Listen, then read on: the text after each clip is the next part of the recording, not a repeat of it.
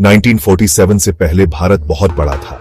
सोचिए, एक देश जो खैबर दर्रा से बर्मा के जंगलों तक और कश्मीर की बर्फ से कन्याकुमारी के समुद्र तक फैला था। यहाँ बहुत से लोग रहते थे, अलग अलग धर्म, सैकड़ों भाषाएं और हजारों तरह की संस्कृति, सब साथ रहते थे। मौर्य, गुप्त और मुगल जैसे राजाओं ने यहाँ राज किया। मंदिरों की घंटियां और मस्जिदों की अजान दोनों की आवाजें सुनाई देती थीं।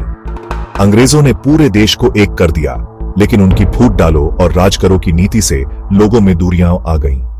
आजादी का समय करीब था, लेकिन साथ ही बंटवारे का डर भी बढ़ रहा था।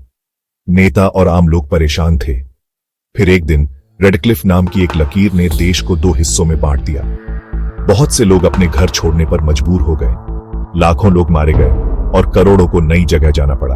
अब सोचिए, अगर बंटवारा नहीं होता तो क्या होता? ये सवाल सिर्फ किताबों के लिए नहीं है, बल्कि हमारे दिलों से जुड़ा है। चलिए हम मिलकर सोचते हैं, अगर भारत एक ही देश रहता तो कैसा होता। हम देखेंगे कि राजनीति, अर्थव्यवस्था, समाज और दुनिया में भारत की क्या जगह होती। साथ ही हम उन मुश्किलों और नए मौकों की भी बात करेंगे जो सामने आते। तो चलिए इस सफर की शुरुआत करते हैं। अगर भारत एक ही देश रहता तो सबसे बड़ी मुश्किल होती सबको साथ लाना। हर किसी की सोच अलग थी। कांग्रेस, मुस्लिम लीग और बाकी पार्टियां, सबको सत्ता चाहिए थी। किसको कितना मिलेगा यह तय करना बहुत मुश्किल था। शायद सरकार बार बार बदलती, कई बार मिलकर सरकार बनती, कई बार गिर जाती। देश में स्थिरता नहीं रहती। भारत में बहुत से धर्म और जातियां रहती थीं। अंग्रेजों ने फूट डालो और राज करो की नीति अपनाई, जिससे हिंदू और मुस्लिम के बीच दूरियां बढ़ गईं। अगर देश का बंटवारा नहीं होता तो यह दूरियां और भी बढ़ सकती थीं। लोग एक दूसरे से अलग महसूस कर सकते थे। क्या सब मिलकर रह पाते या फिर झगड़े और बढ़ जाते? यह समझना जरूरी है। अगर देश एक रहता तो मुसलमान, सिख, ईसाई और बाकी अल्पसंख्यकों को बराबरी और सुरक्षा मिलना बहुत जरूरी था। सिर्फ वोट देना ही नहीं, बल्कि नौकरी, अपनी भाषा और पूजा करने की आजादी भी जरूरी थी। क्या सबको बराबर हक मिलते या फिर कुछ लोगों को डर लगता कि उनके साथ भेदभाव होगा? यह सवाल देश के लिए बहुत बड़ा था। समाज के सामने दो रास्ते थे। पहला, सब मिलकर एक भारतीय बने, एक दूसरे की इज्जत करें और साथ रहें। दूसरा, लोग अलग अलग रहे, जिससे झगड़े और दंगे हो सकते थे।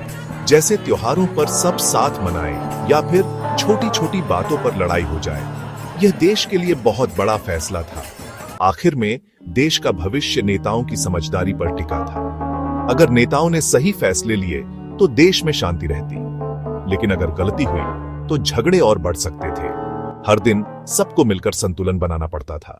अगर भारत एक ही देश रहता तो बाजार बहुत बड़ा होता। लोग हर जगह से सामान खरीद और बेच सकते थे।